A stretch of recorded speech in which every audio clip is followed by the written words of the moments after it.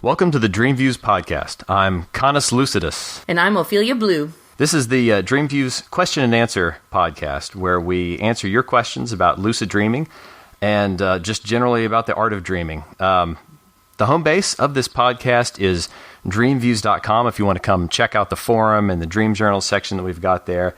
And most of the questions have come from the forum as well. It's been a long time since we've done an episode, and this is my fault. I started a new business, got busy over the holidays, and just generally haven't had the kind of time to dedicate to it that I want. But it's great to be podcasting with you again. Oh, you too. It's been a while, and I don't have any additional intro material. Okay, got it. I just realized I missed that part. I went through this whole thing, and I completely missed that part. All right, we've got 3 really great questions from the submissions thread.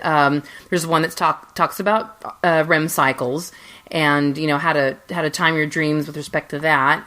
We have another one that. To me, it's a little more of a philosophical question. It's like how to achieve 100% lucidity. And then our final question, which talks about jumping from scene to scene in dreams and how to reality check that in your day-to-day life and be able to kind of anticipate that in a dream so you can get lucid. When that one's a kind of a tough one too, but we have some really great ideas for how to attack that one. But our first question, which comes from Golden Spark, and I don't know, is Golden Spark male or female? I do not know. I could try to research this while you read the question. Well, the only reason is because Golden Spark was referred to as she recently, and I thought that was a guy. But anyway, so I'm so sorry. But the question is, hey guys, just listening to your natural wake back to bed session. Great session, by the way. Thank you very much. I tend to wake after every REM episode, but something I have found is that if I wake after REM, which is at the end of a sleep cycle, so the next episode is at least an hour away. Now, I recently did a wake back to bed wild, but spent nearly 2 hours trying to wild. That is a long time. Mm-hmm. Is that maybe a reason that natural wake back to bed is difficult, particularly during the night rather than later in the morning? And Golden Spark is, in fact, a dude. A dude, that's what I thought. Okay. Sorry, dude.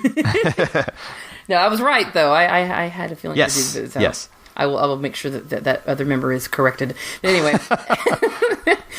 when it comes to REM cycles and sleep patterns and sort of the science behind all that stuff, I've always been kind of a wing it person. I never really paid a lot of attention to it because I'm not...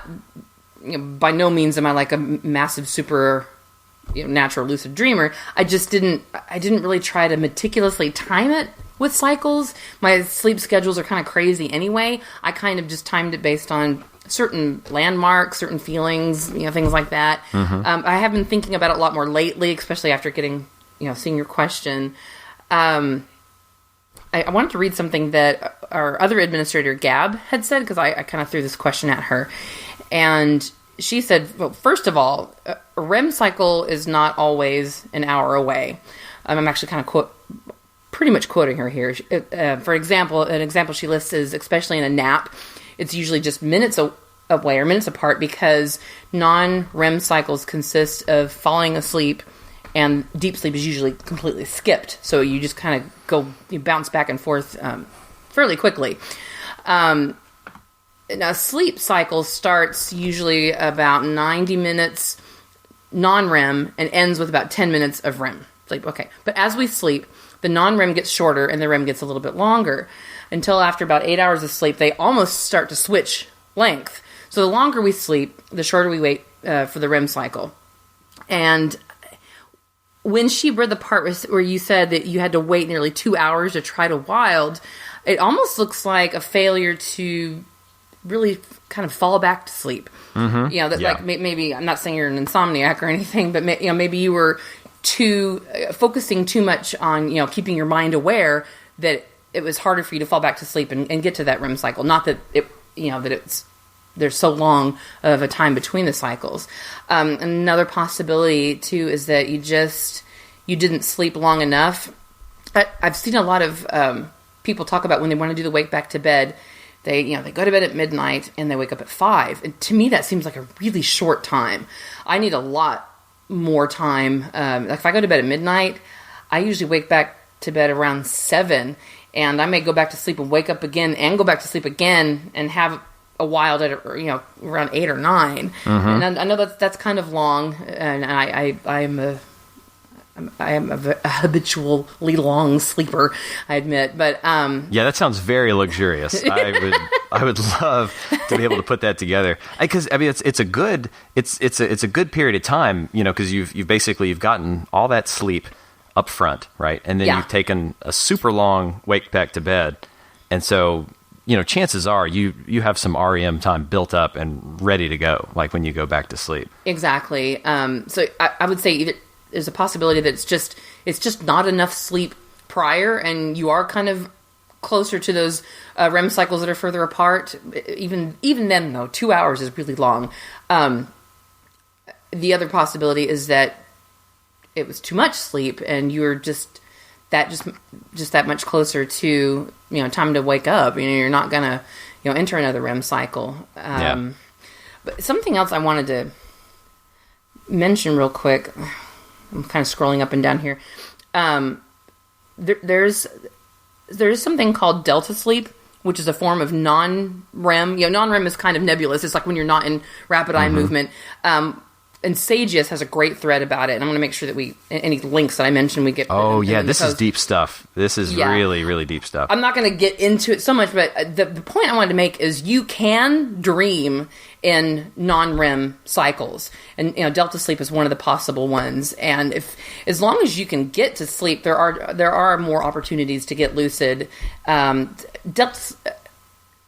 sleep and other non-REM cycles might be shorter or briefer. I've heard people say that they're not as long, they're not as emotionally involved. They're kind of what would be dream fragments happen there. I haven't experimented that much with it, but the point I'm trying to make is as long as you can get back to sleep, you do have another chance for having a lucid dream. And maybe just the long 2-hour period was not necessary to wild, that it just may have been that you're too awake, had too much sleep, too little sleep. That was something I think would be definitely worth experimenting on, trying to isolate the time that's best for you, to find that sweet spot where you are tired enough to go back to sleep but can still maintain awareness to wild or any other induction method. That's right. Well, because I mean, with wild, you've got to be aware, right, during the transition to sleep.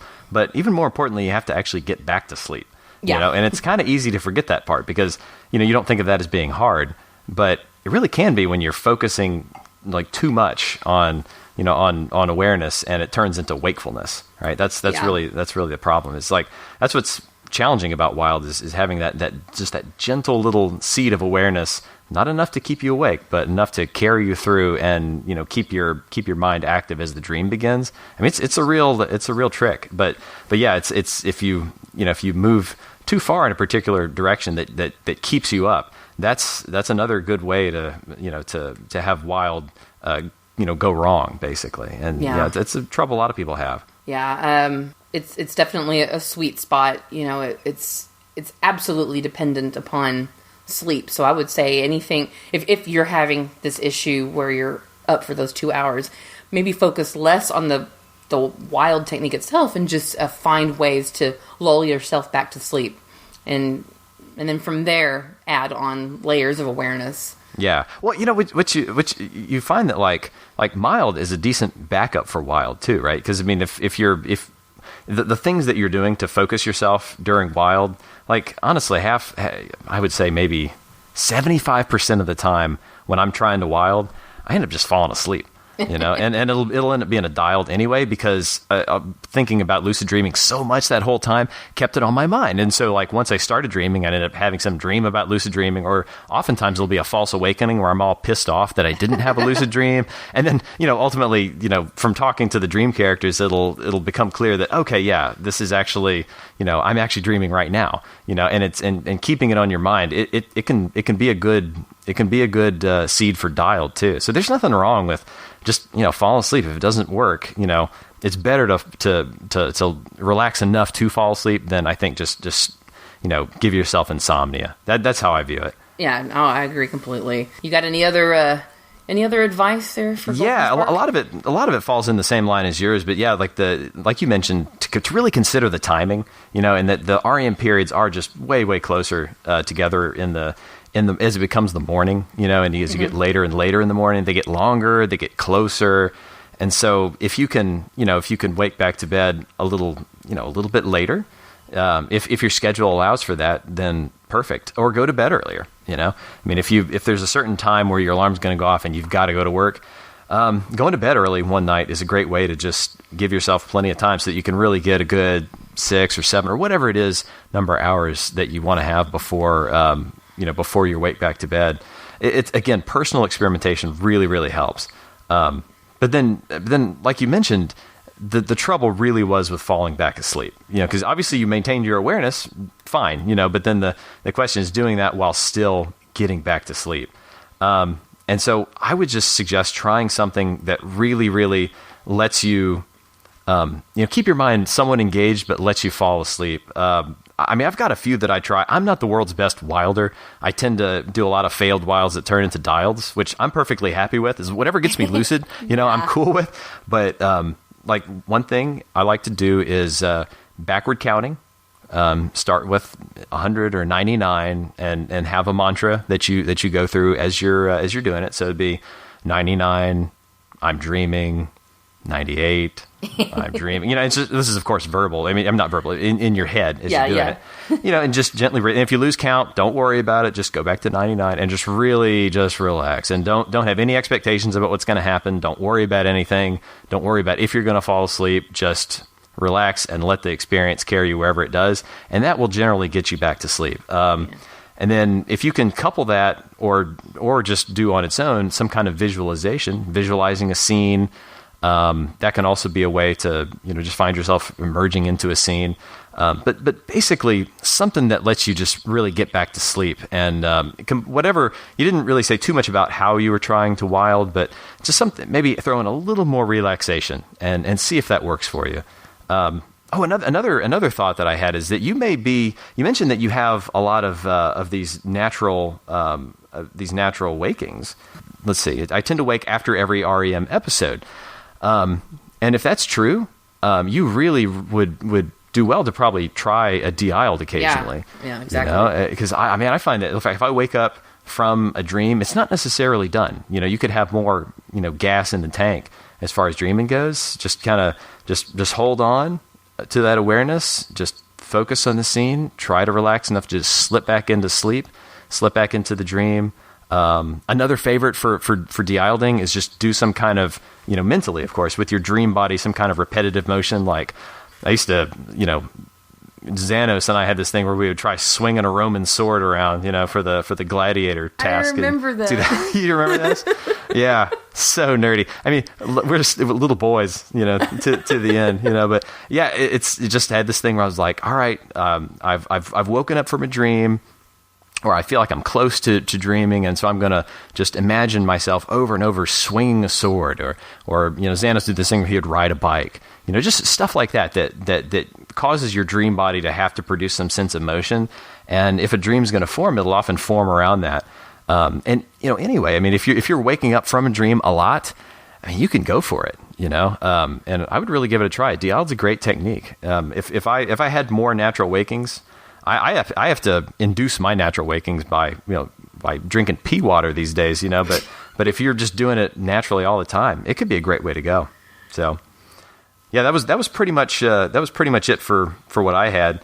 I guess the main points are just to really think about the timing, consider moving it a little later, try to get try to get those longer periods of REM that are later, and maybe try one of the, Ophelia and Gab style gigantic wake back to beds that, maybe go for an hour and a half or 2 hours where you just do other stuff and then go back to sleep if your schedule allows it. And, make sure you can get to sleep, really, I guess, focus on that. What else did we cover that I'm not thinking of? Pretty much. Yeah. Just personal experimentation with your sleep times, and just find some way to relax and get yourself back to sleep. Make sure there's nothing nothing left over from the day that's stressing you out that you're thinking of, or and take into consideration if there's any medications you're on or anything that's going on in your life that's preventing you literally from getting back to sleep, or that's causing you to wake up when you should. I mean, you said it's natural wake back, or that you're waking up after every REM cycle naturally, but is there is there something that you can do to get a better night's sleep, or to get to sleep quicker in between the REM cycles, which I've said 100 times. That's a great point. Yeah, look at what you're doing in the days, or anything that you could change or adjust to help you sleep more effectively. Can't lucid dream if you're not sleeping. Yes, exactly. It's a very good point you made too about how you need to have like a quiet mind if you're going to fall asleep. It's really, really hard to fall asleep if your head's buzzing with thoughts. And it can be hard to let that stuff go, especially when it sneaks up on you. You wake up thinking about it. I mean, I get caught by this, and it's hard to get back to sleep. But the more you can quiet your mind and just not let those things intrude on your sleep time and your dream time, I think the better off you are generally. Yes. So let's see. We can move on to the next question from Fogelbeast, and this is about. I called this one 100%. His is basically, hey, what is it that people that are able to lucid dream all the time, what is sort of philosophically going on there, and how would someone get to that point? So here's Fogelbeast. He says, OpheliaBlue touched on this in the last podcast, that there are a set of things she knows to have in place when she wants to LD. Do you have any theories on what is needed to have a lucid dream any night that you want one? There are members on here that seem to have the ability, and lately when I try on the weekends, I seem to usually be able to LD, but not 100% yet. Positive thinking. The recipe needed is probably different for everyone, but there are likely common threads or general themes. More directly, what are some of the barriers we need to overcome to achieve this? Perhaps overconfidence, or more specifically, getting too lax on the fundamentals due to overconfidence. That's a good point. Mm-hmm. Or mental barriers in general. I can't because something they read. We all have stories here, I am sure. Agreed.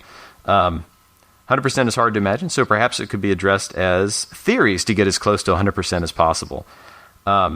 Yes, this is a great question, and I have to, full disclosure, I am far, far from being a 100%er, especially lately. So, and I can tell you all about how you let your skills slip. I can tell you all about how to do that. But here's what not to do. Exactly. Like CanisLucidus. Exactly. Because I noticed. Especially one point that he made about, perhaps getting too lax on the fundamentals due to overconfidence. And this is a great point because, like, one thing that I think a lot of people have probably gone through, and I sort of recently went through it, is that when you first start slacking, you still have lucid dreams generally. You'll still have them, and you start thinking, wow, okay, this is just what I do now. And I'm just not going to worry about that stuff. I'm so busy with all these other things. And then it's just really easy to let other things sort of take over that time, at least for me. And that is something. And but then what happens is after a while, it just drops off. And then you're like rebuilding it all, and that was something I ran into. And I think it all relates back to forming a habit, basically convincing yourself, first of all, that this is something you do. And then doing it a lot, making it something that you practice. And so, honestly, that comes from having lucid dreams, right? So you have lucid dreams via whatever mechanism. It's your perspective memory, your intent. All these things are trainable skills. And so the more you practice them successfully, the better off that you're going to be. Actually, Fogelbeast in this post, he pointed to Katarli's. This is like the best name on the forum, by the way. He pointed to Katarli's ideas about there being sort of a lucidity circuit in the brain, improving with practice. So basically, there's like this, this part of your brain that's responsible for becoming lucid, and that's actually very true. It may not just be one part, but it's those skills that you use when you're becoming lucid, getting better with practice.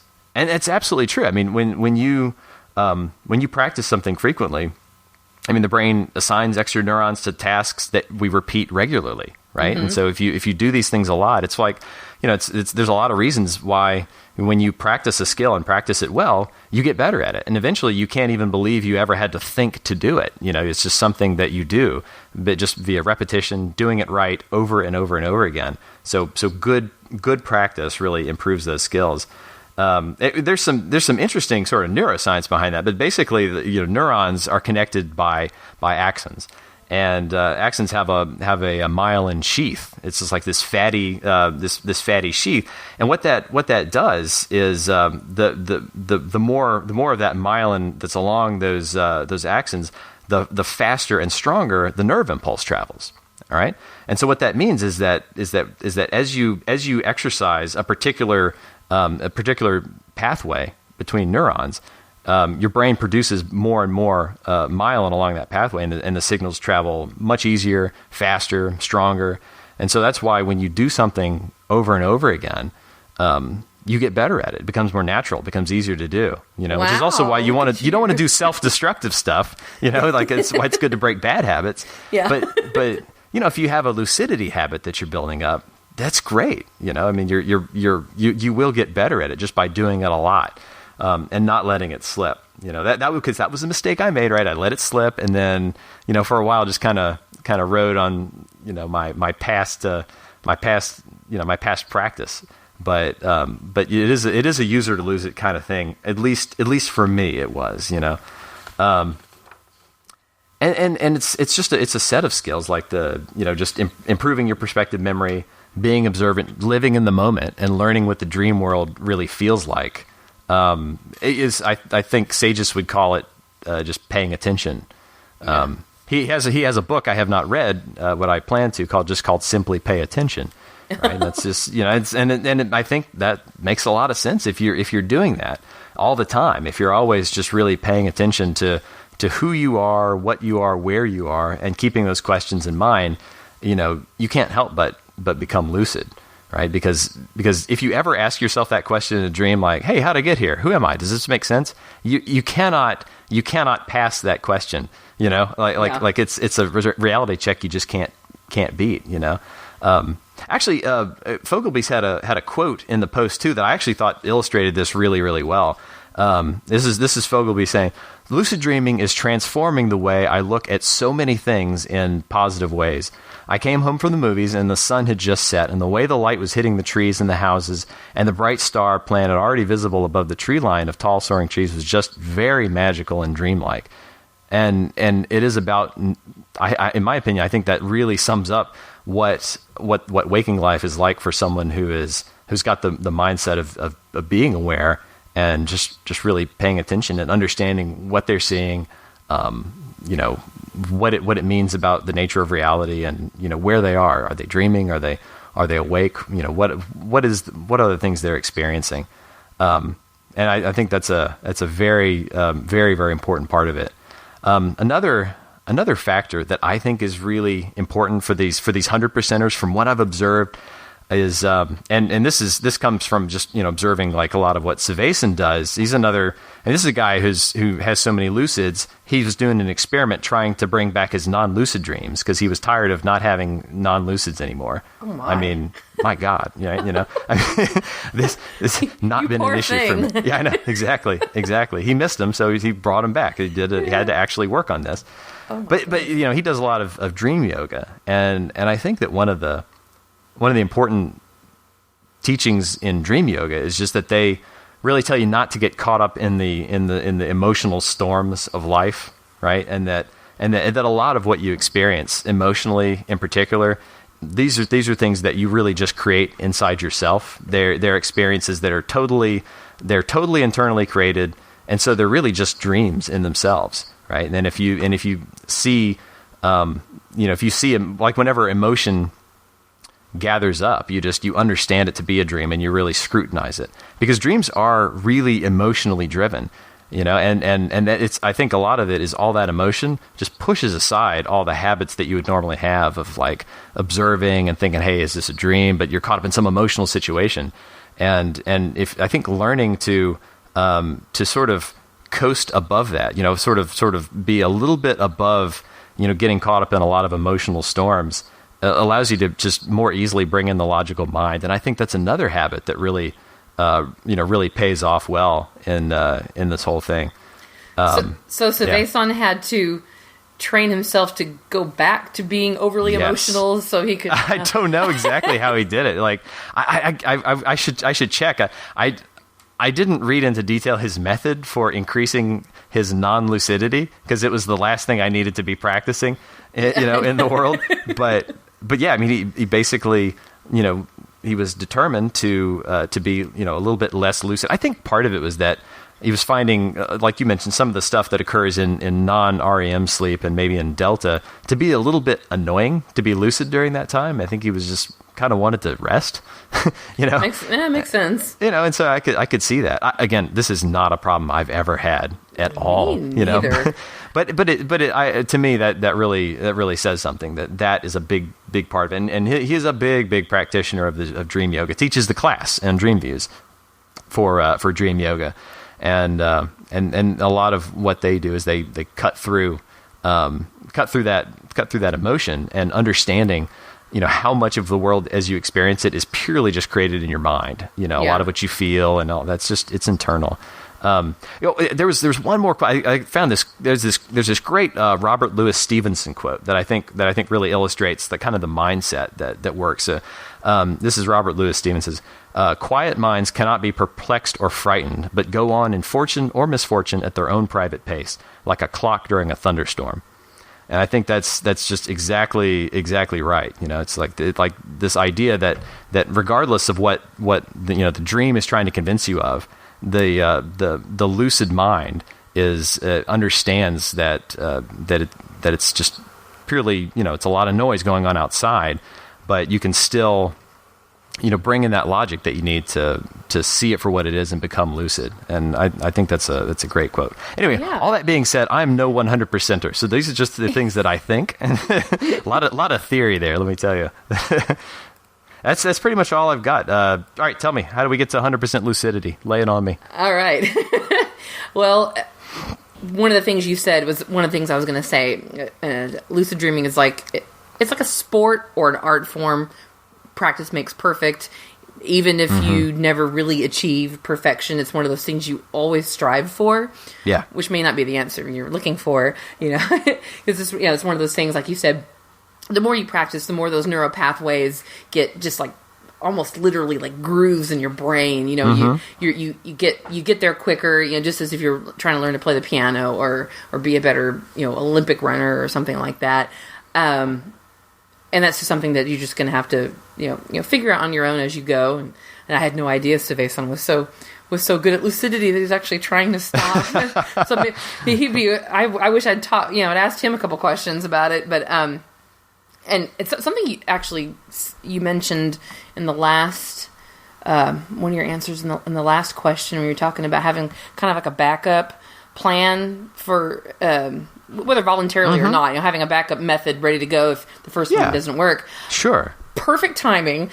Not 3 days ago, Burke, who he actually was a guest on a podcast last year that Cole and I did about diodes, because he's really great. He's great at all methods, but sure. He was on the diode episode. He wrote a tutorial, and we'll make sure to include that link as well. It's called, and I don't know if you've seen it yet. It's called the multiple induction technique. It's just in the induction technique section. This is really cool. What he's done, and it's nothing new. It's not like the SRIIAQUIII method. ILD, right? Yeah, exactly.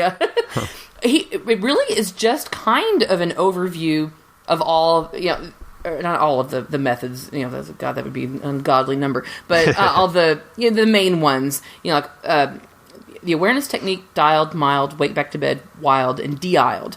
But the way he approaches it is how to not necessarily combine them all in one night, but just kind of have them in that order in your mind. Because if you try the first one and it doesn't quite give you the result you wanted, there's no reason why you can't do the next one in the same night. And then if that one fails, there's the next one, and then the next one, and then the next one. Yeah, definitely. Basically, it's like having your little bag of tricks.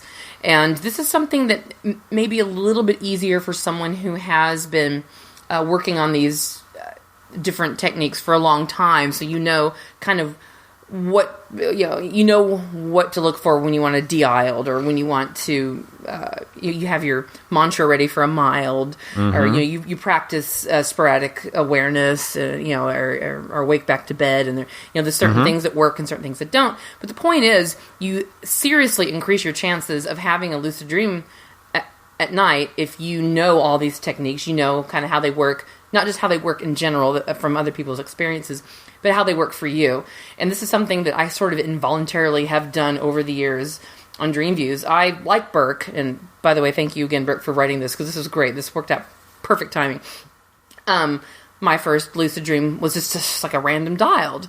I was like, oh, what is this? I'm in a tornado with my brother. It's a dream, and I woke up right away.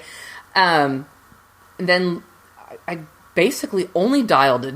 I had no idea what people were talking about. Wild vibrations, sleep paralysis. What's this nonsense? I don't know what that is. I don't do that. And, a little bit of awareness, maybe mentally preparing myself the day before. Not so much a mild per se, but just saying, hey, I'd kind of like to lucid dream tonight. I haven't done that in a while. And, 4 out of 5 times it might work. But I guess, after about maybe 5 years of being on DreamViews, then I started having de-isleds. I would wake up and I'd go back to sleep and immediately be in a perfect, a quick little. This is before I really figured out how to wild, but I'm still kind of fuzzy between the two of them, because de-isled is like a bunch of little mini wilds, but it really is. I think of it as wild, like on easy mode. Basically, you're right in the middle of a dream and you just slip right back in. You don't bother waking up, and if there's a dream it's just about to form again, and you dive right back, it's really just the quickest path to a wild. It's a good gateway drug to the full deal, I guess, where you like laying down and like waiting for the dream to start. De-isled's a great technique. That makes sense. And because then the true wilds that I've had, I woke up, piddled around a bit, and went back to bed, and kind of gradually felt these vibrations coming, and they transitioned me into a lucid dream that lasted a good long while. And that actually happened much later, after I figured out how to de-isled. And the cool thing is, I would, if I go to bed and I set myself up with awareness all day long, and I, have my mantras, and something that he didn't include in his multiple induction technique, which is not really an induction technique. It's multiple induction technique, the MIT. Yeah, the MIT. Nice. You nice. You got to be smart for this one. Go engineers. But something that I do a lot, and I give this, I credit Oreo, formerly known as Oreo Boy, for this, which is not so much a technique as just like a mental prep. Again, is dream incubation.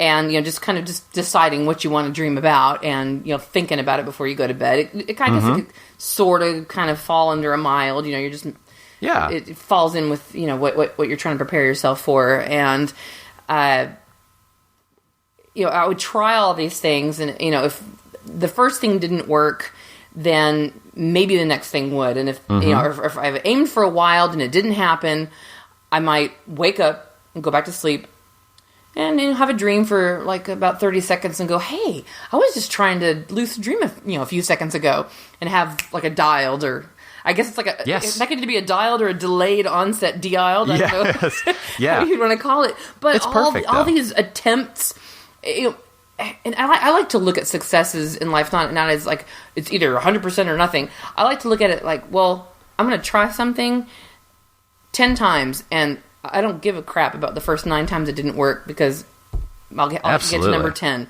And that can all happen in one night. So does that count? Is that 100%? If you tried several times in one night to have a lucid dream and you finally did, after 4 failed techniques. But anyway. Yeah, that's what you do. You flow with the situation. And if at the end you're lucid, you have definitely won. Yay. That's all there is to it, in my opinion. Yeah, that's great. So thank you again, Burke. That was wonderful. It put so much into perspective for me. I mean, you just outlined everything that, we've all been talking about for years on this forum about induction techniques, and then just said the most obvious things. Duh. You just try them all in one night. You don't have to, a super, super beginner, you might want to focus on one thing until you kind of get your feel for what lucidity is, but there is no rule anywhere that says you can't just be like, well, that one didn't work, scratch that off the list, and on to the next. You just put a lot of focus on wake back to bed, and I do too. A lot of lucid dreams really waking up after being asleep for a while and then trying to get go back to sleep just seems to really prep your mind for lucidity, because it's that sweet spot in between sleepiness and dreaminess and awareness. So yeah, exactly. Which of course, there's no reason not to try everything you can as you're falling asleep at the beginning of the night. But then you do the wake back to bed. You try the wild. If you flow into a dialed, it's all, and a de-dialed if you wake up. Yeah, having all that stuff there together it's a great way to just flow with the situation. It's like a playbook basically, versus just okay, I've got my one thing, and I'm relying on that. Yeah, it's great. That sounds like a great post. Cool. Oh yeah, definitely check it out. We'll post a link to it. Please read that. Even if you just think you know everything about lucid dreaming, it just kind of sums things up in a way, makes you go, oh yeah, okay, yeah. He's a really great writer too. I was really happy to read that. Nice. All right. This third question is from Nazrax, and it's called Jump Cuts and Dream Signs. My dreams are full of jump cuts. I'll be in one place, then I'll be in another. I know this is very common, but it seems to throw a wrench in the normal advice of making reality check and dream sign habits. Normal advice says to do things like remember to reality check when you walk through a door. But in all the time I've been journaling, I don't think I've ever walked through a door. Me neither, incidentally. I can't recall a single time. Or, before and directly after. But anyway, all right, I have a jump cut to already being through it, and as far as my dreaming self knows, I walked through a door a while ago, so it doesn't bear thinking about. Many of my dream size are location-based. Huge rooms and camping are both common. But since the dream always cuts into the middle of the scene, my dream self believes I've already been camping or in the huge room for a long time. Putting it another way, I've never consciously transitioned into a new place in a way that would trigger, I wasn't in a huge room before, but I am now, so I should reality check. I already do mantras, auto-suggestions, etc., but I haven't had any luck recognizing my common dream signs. Do you have any other advice? And this one, dream cuts, they happen all the time, and that is one of the reasons why it is so hard to remember to reality check, in a dream.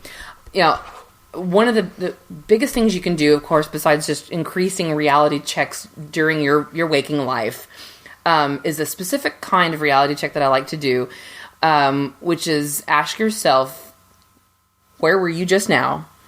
And where are you headed?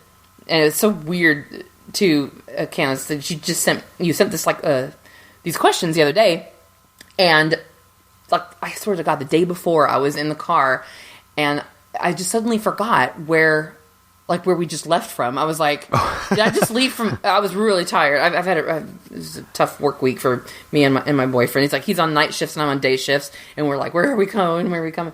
And I just was like, wait, where? And then I thought about it. I was like, hey, that I've heard of this reality check a lot, but you really should try it, because right now I could say, okay, 30 seconds ago I was still recording this podcast, and in the next 30 seconds I'm probably still going to be, probably the next 30 minutes, knowing us. But really seriously think about it, and then after you do that, think, does the answer to that question make sense? What if your answer was, I was just riding that green dragon? Then be like, wait, no, does that make sense? Okay, and I have a perfect example of this too. A coworker of mine named Nicole, and she also lucid dreams. And I'm definitely sending her this link to this podcast. But I call this attention deficit disorder dreamers, also known as Nicole and the Chocolate. And this is a true story. When we were at work one day, and she is a little ADHD. That's okay. We love her anyway. But here's a perfect example why it's not a bad idea to ask yourself these questions while you are in waking life. Because she was kind of spastically running around talking to people about something. And she came back to the bakery, and she had a piece of chocolate in her hand. And she looked at me with this just look of utter confusion in her face. And I was like, what is wrong with you? And she said, she's like, I want to eat this piece of chocolate, but I can't remember if I actually dropped it on the floor and picked it up, or if I've been holding it this whole time. She said this. And of course, the answer is better safe than sorry. Chuck the chocolate. But oh, yeah. Well, see, I was going to give the total opposite answer. If A, no one saw you, and it fell on the floor, it's like it never happened, right? I mean, if there's no hairs, right? You look for hairs. And if no one saw it, you pop it in your mouth. You just enjoy. I'm not even sure she could recall that much. It's like she was so ADD all over the place, and so that funny. Moment she couldn't remember if she imagined that she dropped it and picked it up, or if it had actually happened. and so we sat there discussing this chocolate for a while. Was it worth it to go ahead and eat it or not? And she did not eat it. Did not eat it because she couldn't even verify the 3-second rule on it. But she really could not recall that. And I thought, wow, that is why you really, really, really need to focus in real life, because I feel, and I don't know about all lucid dreamers, but I know for me, when I'm lucid, probably more so when I am lucid, I feel a little ADHD. Oh yeah, like a little time. Spastic. Like yes. I'm lucid, great. I'm focusing on a task, everything's going great. Then suddenly, squirrel, and I'm gone. I'm gone. Yeah. I lose lucidity, or I forget what was going on. And Nicole was a little bit like that in real life, and I think if we focus more during waking life, asking ourselves, where was I? What was I just doing? What was I just holding? Mm-hmm. Did I actually pick this up off the floor? Where am I going? Just kind of like little mini timelines throughout the day. Right. Okay, right. You could kind of incorporate that into your SAT, sporadic awareness technique. Where was I? Who am I? Where am I going? What am I doing? And then, don't just stop there, because a reality check can't just be that little robotic, how many fingers do I have? 8. Okay, I'm cool. Bye. You need to, then after you answer the question, go back and go, did that make any sense? Mm-hmm. And it can be a little tricky. Be like, okay, ask yourself, where am I? I'm at work. What day is it? Tuesday. What time is it? 8 o'clock. Wait, I don't work ever on Tuesdays at 8 o'clock. Mm-hmm. Really, really, really ask yourself that question. And that, I feel like that might help with a lot of transitions. The walking through the door thing was funny when you said that, because I have a lot of dreams that start out, that are wilds, that start out in my bed. And I get up out of, I literally get up out of the, instead of just like phasing through the wall or imagining a new dream scene, I literally, get up out of the bed in the lucid dream, mm-hmm. and walk out the door. But I don't always have a real clear memory of doing that. So I'm glad you posted this question, Nazarax, because I'm going to actually, next time I do it, I'm going to really focus on that, doorway transition point, because I think that's very interesting. Because I hadn't even thought of it. I mean, it's a new scene. I can't think of a non-lucid where I walk through a door. I feel like I have walked through doors in a lucid, but it's tricky, because it's like, did I just assume that it happened? Do I actually remember doing it? I mean, that could be an interesting thing to try. Like in one of these where I just basically slow down and walk through a door and just see what happens. In fact, I do recall one time, having this is early on, and I think you talked with me about this, but this is when I was a student in the intro class. I walked through a door out of a bank, and then the dream ended, and I was like, oh my God, what am I going to do? I've got this problem now, or right now I'm afraid of doors, and I mean, it's silly, because.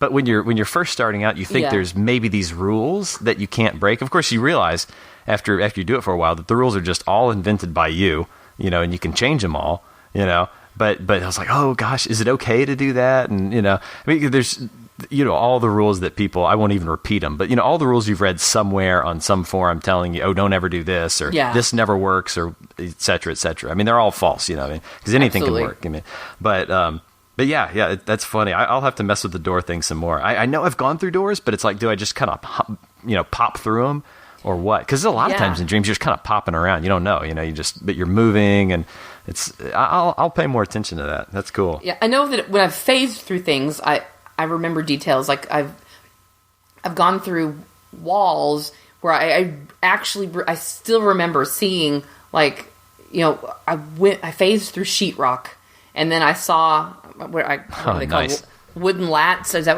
what those things are? Just like the studs in the house. The wooden 2x4s or whatever. Yeah, right. Passed through that, saw a little bit of insulation. Oh, nice! Wow, that's cool. Yeah, and that's. I don't go through walls that much. Mirrors seem to be something I like doing more. I don't know why. I guess because if you go through a mirror, for some reason, it seems like I could go anywhere through that. Yeah. But if you always end up somewhere cool when you do your mirror thing. That's great. Sometimes I just sort of roll out in another dumb, boring room. But it seems like when I go through walls, it's like, okay, I'm inside, and then I went through the wall, and I'm outside. Okay, oh, well. Yeah. But hoping for a scene change. Yeah, you've done some really, really cool mirror transitions for sure. I am gonna have to pay more attention on a lot of these transition type things, because one thing I have done, I know I've walked through doors trying to make them lead to some other place, so I know I've done it, because that was a teleportation thing I kind of tried for a while. I was like, oh yeah, now this door, man, totally gonna lead to the Coliseum, even though it's off of my master bedroom or whatever, never seemed to really quite work out that way, but. Did you open the door, or did you phase through the door? It was like... Our doorway. It was already open. Oh, okay. Yeah, I think it was already open. So that's kind of lame. It could be like a totally different thing, the door's already open versus opening the door versus just phasing through it, Yeah. What different results you get from that. Right, sure. Those are my ideas on that. I didn't know if you had anything for... Cool. Yeah, you really covered it pretty well. I mean, honestly, I think I agree. Mostly what I'm going to say is how much I agree with what you're saying, that the jump, I know Nazarax, you're looking, and by the way, thank you for providing a pronunciation guide for your name. You have no idea how much that helps me in particular. Oh, I guessed. I was right. He says the A's in Nazarax are like the A's in Apple. So we can be confident we're getting it right, Yay! And there's not nays rakes or whatever, and But yes, like you, I know you're looking for dream signs and thinking, hey man, I'm missing these dream signs, like the dream sign of walking through a door is not even happening. But I'll tell you what, the jump cuts themselves are the best dream sign around. They are, and then it's all down to recognizing them. And I agree that the how'd I get here? Does this make sense? Reality check is very powerful. It's got some serious advantages, like it's purely mental, right? And you can perform it in front of everybody and not look crazy, I mean, you sit there studiously trying to blow through your nose when it's pinched shut or whatever, and your eyeballs kind of pop out of your head. It's a little strange, but with this one you're just doing a mental exercise. Unless you have chocolate in your hand, and then you will look crazy. So right, do it mentally, and just eat the chocolate. Just do it. Life's too short. But I actually find this one to be more reliable than even the nose pinch. And it's one of the harder ones to sort of remember to do, but I think once it becomes a habit, I think it's super effective. I've never tried this one and had it fail on me in a dream ever, and even nose pinch on very, very rare occasions has not worked. It's rare, but it has happened. And this one's really, really good. And I think like you said, is to just be really specific with it and just demand proof. And just what you're doing is even, of course, in a dream, you're not going to be able to prove anything to anybody because your critical thinking capacities are kind of offline. That's why you're having to dialed, but you're bringing them online, It's sort of like, how you mentioned in the description of the, in the question text that you said that doesn't bear thinking about. And I know exactly that attitude, in a dream, you just sort of that's how the dream sort of sells the illusion, is it convinces you that all these things aren't worth thinking about. And then getting past that assumption, like challenging that assumption that it is worth thinking about, even if you're kind of fumbling your way through the actual explanation, it doesn't really matter. What you're doing is you're activating your critical thinking and your skepticism. And once you bring that online, those are completely missing in a dream. And once you start firing those up, you are on your way, and you're going to be lucid. You bring that stuff online, and the rest of it just falls into place. And that's what you need to pierce the illusion. I think that's it. I honestly have nothing to add to that. I really think, folding that is that the same as I'm not good with the terminology, but is that what Sages is calling the reverse reality check? The one where you're basically scrutinizing your situation, scrutinizing yourself, maintaining that self-awareness. Is that right? I think so. I remember, I haven't read that in a while. Yeah. Anyway, it's good, whatever it is. The how'd I get here? Does this make sense? All that stuff. I think that is, the reverse. I think that is what that is. Yeah. It is what it is. Yes, exactly. And since you're having those jump cuts, anytime you do this after a jump cut, you are going to know, because it's going to be obvious. You won't be able to rebuild that history of how you got there, and something about the plot will make no sense whatsoever. And just the fact that you are scrutinizing anything and building that habit of scrutinizing stuff and sort of making your story fall into place and be organized, that's what you need. It's perfect. That's right. Build those myelin sheaths to get used to scrutinizing where you've been and where you're going. There you go. Nice. Myelin sheath. Perfect. Cool. That was it that I had for my side. We can just kind of sum it up, I guess. But I mean, have I not summed it up enough, man? I'm all over this. How'd I get here? Does this make sense? Yeah. Reality check thing. Do that. It's good, and I think it's perfect for a situation like this. And so I think that's pretty much everything that we had for tonight. Thank you everyone for the questions and for being patient while I delayed us on getting this next podcast out. But life's been crazy, and just thanks for being patient. And it's great to be doing another one of these. And thank you very much for listening.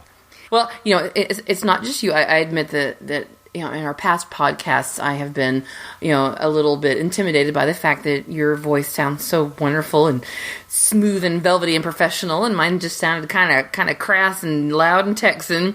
But you have a new mic now. I have a new mic now. I think I have the exact same one as you, right? You have this exact same mic as I do. Yeah. Snowball blue. Yeah. Can we do the plug, the blue snowball? Blue. Oh, I wish we were getting money for it, but anyway. Exactly. No, it's really it's great. It's going to make editing this so much easier, I think, for you. Great. But before we go, I did have a little bit of interesting news. I wanted to mention that a writer named Dorian Ralston, he's a freelance writer who covers cognitive science and mental health, and his writing has appeared in New Yorker and The Atlantic, Paris Overview, Scientific American Mind, and a bunch of other stuff. He actually contacted Alex, the owner for DreamViews, wanting to talk with somebody about lucid dreaming for an article that he's writing. So it's an article that he's writing for, or that he wrote. He finished it. It's called The Dreamcatcher, and it's an online magazine called medium.com/matter. And so I talked with him on the phone for about an hour, just about lucid dreaming in general. Awesome. And how lucid dreaming and forums work and all that kind of stuff. And unfortunately, I can't really make a plug for DV on here because we were not mentioned in the article. Gotcha. But what he wrote, The Dreamcatcher, is actually referring to Stephen LaBerge. Oh, sure. Okay. Yeah, the title goes, The Dreamcatcher, why does the researcher who pioneered the study of lucid dreaming face a future in academic exile? Which sounds a little melancholy, but... That is rough. Yeah. I do recommend reading the article, because he did attend one of his... one of LaBerge's little workshops in, sure. I think it was Hawaii. Oh, nice, man. Yeah, the Hawaii thing, sure. It's written from the perspective of someone attending this, and asking him questions. Why, where do you see your lucid dreaming research going? Because he has a lot of stuff on the Nova Dreamer and just lucid dreaming in general that he's not having a lot of luck with financing, I guess, and on getting it published, getting it out there. I recommend reading this article not from a standpoint of sadness, but just knowing that he is there. He's writing this stuff. He's researching this, lucid dreaming and just trying to get the subject of lucid dreaming out there. That's seems like his life dedication. Yeah. And we'll definitely provide the link for that. But I definitely want to check out the article, not just for the subject of Stephen LaBerge, but Dorian Ralston he's just a wonderful writer, and hopefully maybe one day he'll want to do another article that will get a nice little plug for DreamViews. So go look at it, like it or whatever, recommend it, suggest it. And yeah, I'd love to check that out. Yeah, sounds great. It's a great read. Cool. Anyway, but that's all I have. Well, great, excellent. Well, thank you everyone for listening, and I'll let you do the last line. That's your thing. Oh, a sweet LDs, y'all. Very nice.